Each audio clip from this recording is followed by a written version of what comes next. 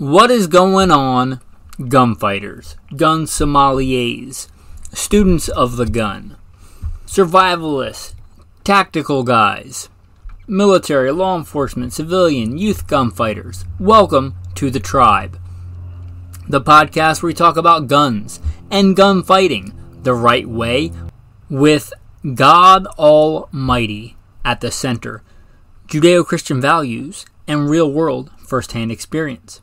Today's going to be a cartridge talk on a pretty cool cartridge, the 405 Winchester. So saddle up for this episode of Gunfighter Life. No extended bio in this one. You've likely heard it before. If you're only tuning in to hear about the 405, you probably don't care. But as you probably deduced from the bio, first and foremost a Christian, also military, law enforcement, competitive shooter, and professional big game hunter and guide. That will play into today's episode. The 405 Winchester. For this, I got a couple of sources here to give credit where credit is due. Cartridges of the World, the Hornady Reloading Manual, and perhaps Wikipedia. Now, I take a little bit of exception. Normally I find Cartridges of the World a very good resource. However, in this, instead of the current production cartridges, the 405 gets relegated to obsolete American rifle cartridges. And I don't know that I would agree with Cartridges of the World on that. However, let's see what they say about the round itself. The 405 is another of the rimmed cartridges developed for the Winchester Model 1895 lever-action rifle introduced in 1904. This rifle became obsolete in 1936, but it has been reproduced recently in limited runs. Most were chambered for cartridges that are somewhat more modern, but one run was promised in 405. Skipping ahead a little bit, the 405 Winchester is the most powerful rimmed cartridge ever developed for the lever-action rifle. It is adequate for any North American big game at short to medium ranges. Bam! I added the bam there. That was a little bit of... I think that's a pretty good sentence to end on there in this passage.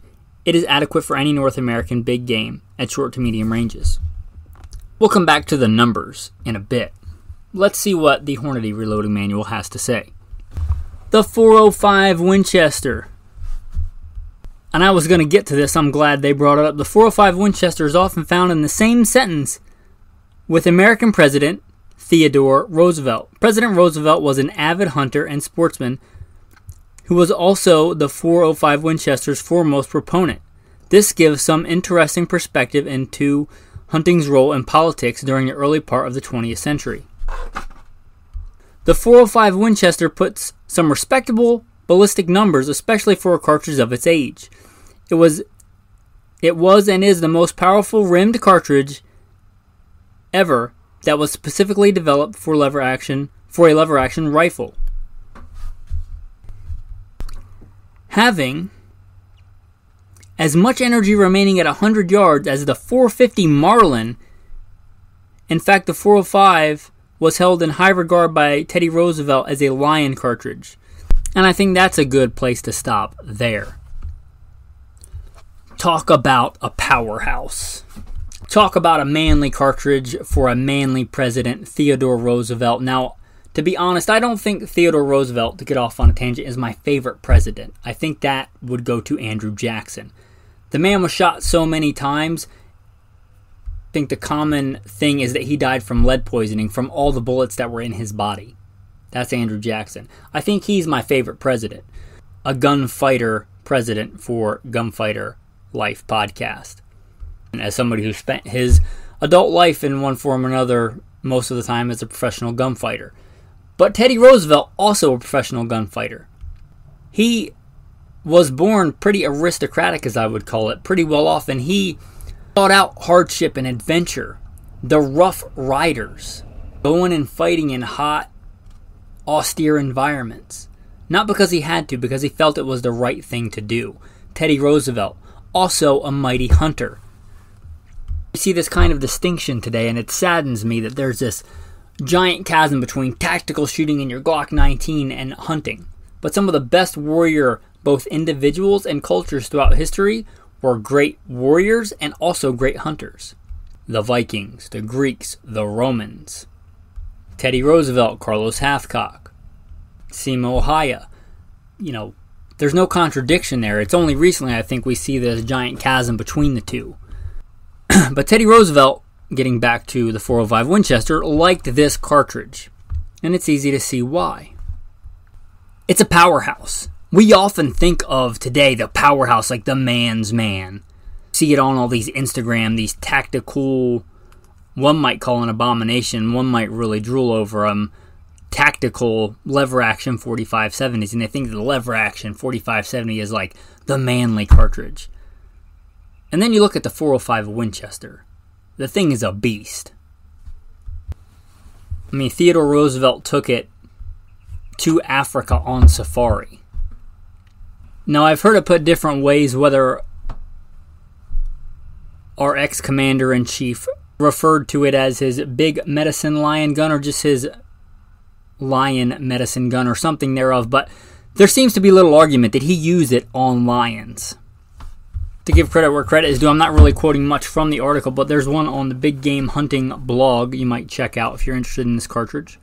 The only thing really noteworthy on the Wikipedia page we haven't aforementioned is they list the 450 Marlin as more powerful. That probably depends on the load, but just to give you an honest witness, there's conflicting witnesses there. And there are some wildcats. The 450 Alaskan, the 50 Alaskan, 475 Turnbull, and some others. Generally wildcat, what most would consider wildcat cartridges. Well, how does this thing stack up? Let's look at some numbers, shall we? Let's go back to cartridges of the world. We have here a 290 grain cast bullet. The 290 grain cast bullet gives us a velocity of 1,500 feet a second. That's pretty impressive, but that's a pretty mild load. We go down to a Winchester factory load of 300 grains at 2,200 feet a second. 300 grains at 2,200 feet a second. Let's look if Hornady gives anything different. They list a 300 grain bullet at 2,250. And if you don't know, this is not, it can be a flat nose bullet, but unlike many, for reasons we'll get into later, unlike many lever action cartridges, you can load a Spitzer, a pointed bullet in this, giving you far better ballistics coefficient. To give you a rough idea, throwing out some nerd numbers, let's nerd out here. 300 grain bullets on this reloading page, both 300 grain cup and core bullets. Their flat lead nose bullet gives you a BC of 0.225, and their pointed bullet gives you a BC of 0.250. If we go to Wikipedia, it goes all the way up to a 400 grain load at 1900. You might say, okay, big deal. I'm not the giant ballistics nerd that many are, and I say that's fine. Let's look at it, how it compares to what we would consider a powerhouse, the 4570. If we look at a trapdoor load, the original loading, you're talking at about a 300 grain bullet at 1900 feet a second. This is apples to apples, the Hornady reloading manual, 300 grain bullet at 1900. We go to the same reloading manual, the 405 Winchester at 2250. As you might denote from the cartridge names, the 405 Winchester is right around a 40 caliber bullet. It's .411, and the 4570 is .458. So you're going to be able to go up to heavier bullets in the 4570. If we go to a common, I would consider a fairly common loading and rifle for today in the 4570, the Marlin 1895, perhaps one of, if not the most popular. It can load a little bit hotter than the original old school trapdoors. If we look at that, we go to a 300 grain bullet at 2100. That still falls short by 150 feet a second what was achieved in 1904. We're talking the 405 Winchester at 2250. Now, to be fair, there are some loads listed in this manual for the Ruger number 1, which I don't think is very common for 4570, but perhaps one of the strongest actions ever made for 4570. You can load quite a bit hotter.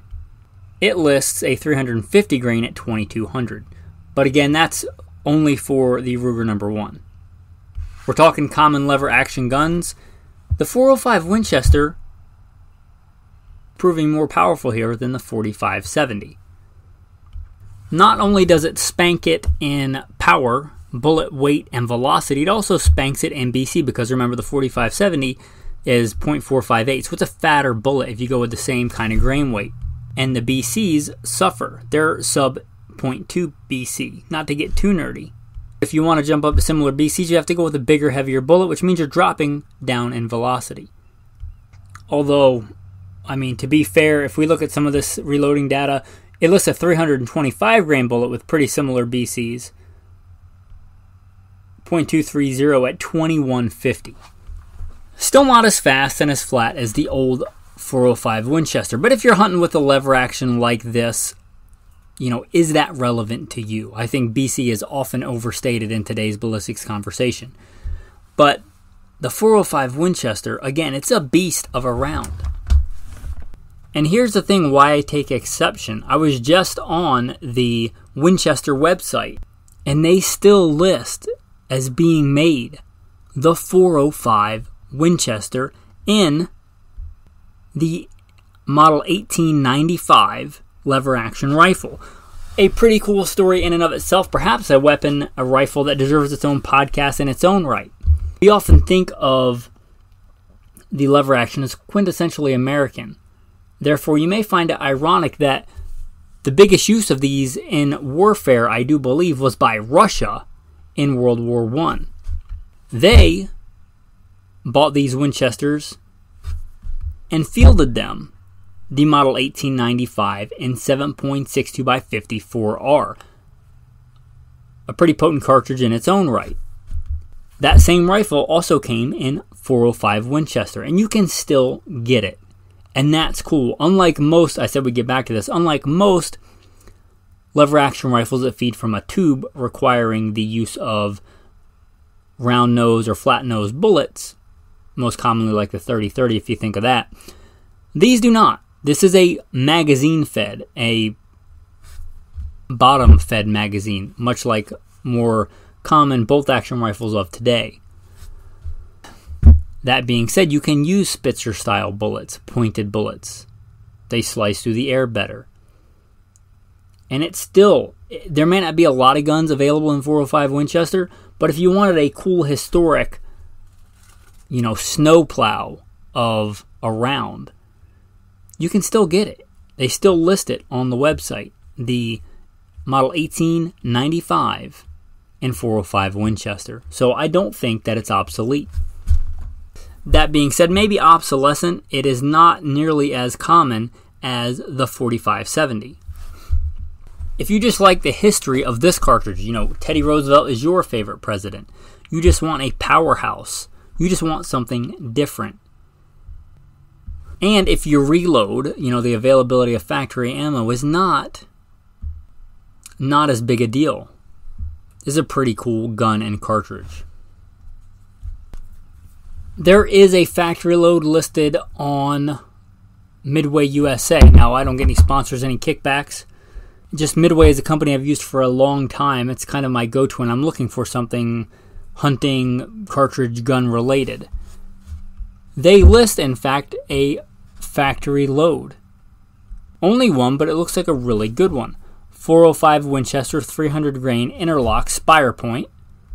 It doesn't list them as in stock right now.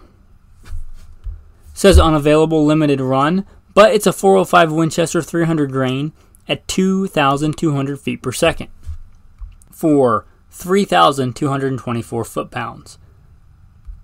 I do see some other ammo listed on the internet, which I'm not going to go through and quote, but again, I wouldn't call it obsolete, but I would say it's more of a reloader's cartridge if you want to actually shoot it more than just a novelty, right? If you just want it in your collection to take out every once in a while and shoot Teddy Roosevelt's Lion gun cartridge combo, then, a box or two is fine. If you actually want to hunt with it and shoot it, probably better off as a reloader's proposition.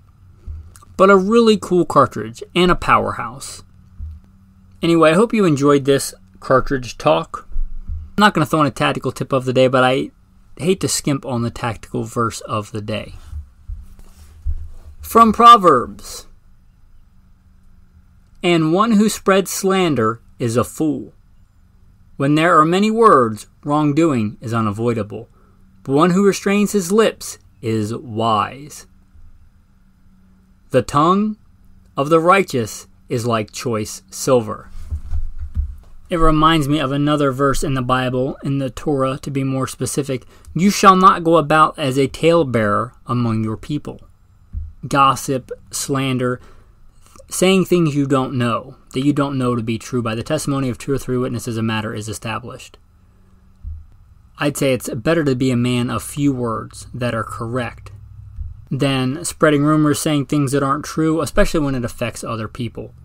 The Bible says, for every idle word we shall give an account. With that, thanks for listening, and have a blessed day.